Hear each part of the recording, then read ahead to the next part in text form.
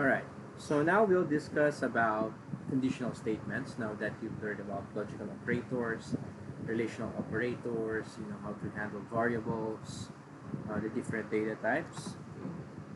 Um, One of the first conditional statements, or very basic, is the if statement.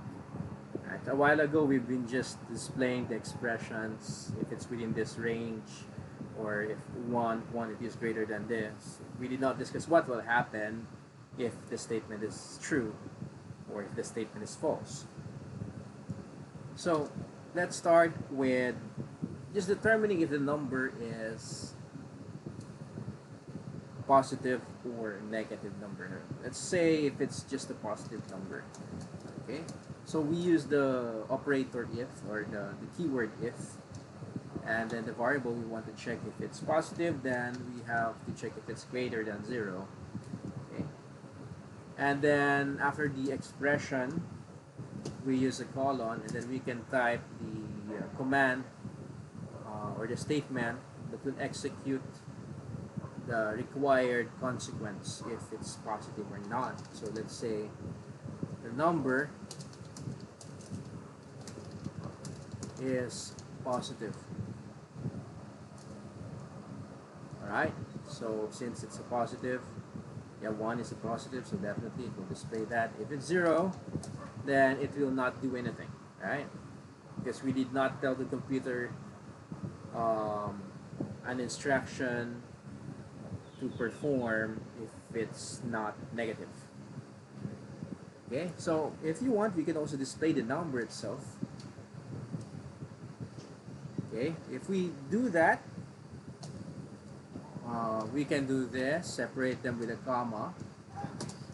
Okay, so if x is greater than 0, well, it's still 0. Let's convert it to 1. And the number 1 is positive. Okay, so we're able to display the value. Okay, again, but then again, if it's 0, it will not do anything. Okay, so now we can display that number 1 is positive. Okay. Now, if there will be a consequence if it's not positive, okay, we have to bring this one down. Okay, and then of course write else. No? So if else, this is the if else statement. So we say the number is not positive. No, because there's another case if it's equal to 0. Okay. Alright, the number 1 is positive. Okay, let's make it 0. Then we know it's not positive, or negative 1, it's not positive. Okay, now what if we have 3 possible outcomes, right? Right now we have 2 possible outcomes. It states that the number is positive. The second is the number is not positive. If we will specify if it's equal to 0 or not positive, we can say it's already negative, then we can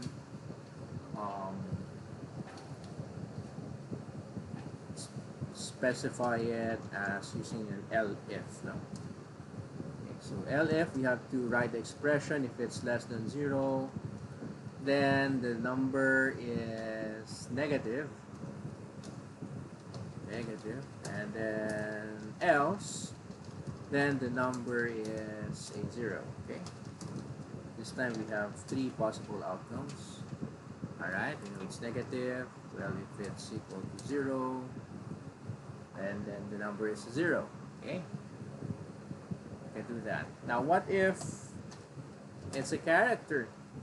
Just happened that we place an apostrophe, then we have an error because we cannot compare a number and a string, right?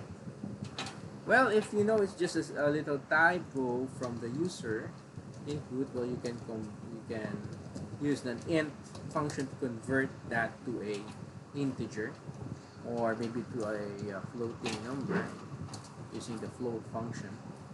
Okay, then you can compare that because both are numbers. Okay, now what if it's really a string? Let's say it's a hello, and that's one thing that we cannot cannot fix anymore, right? It can convert into a number. Okay, so what you can do is first trap it. Um, there's what we call the function try. Let's try. Let's try doing this following statements. Okay, in Python, indentation is very important. By the way, when you use the if, okay, you need to have a tab here, one tab here, or a space there. Okay, to show that this line is that this line will be performed if this statement is true. Okay, so let's try the try function. Okay. Alright, so the try statement must have at least one except. So yes, there should be a pair. So except. Then you can print the value of x is not a number. Okay, so it's a pair, try and except. It's like catching an error. Okay, so it will try if float x is greater than 0. If it's a number, then it will perform this following statements. Otherwise, it will go to except and then print the value is not a number. If we do that, and then run this, then there, the value of x is not a number. So this is like a fail-safe in programming, just in case the input of the user is not a number.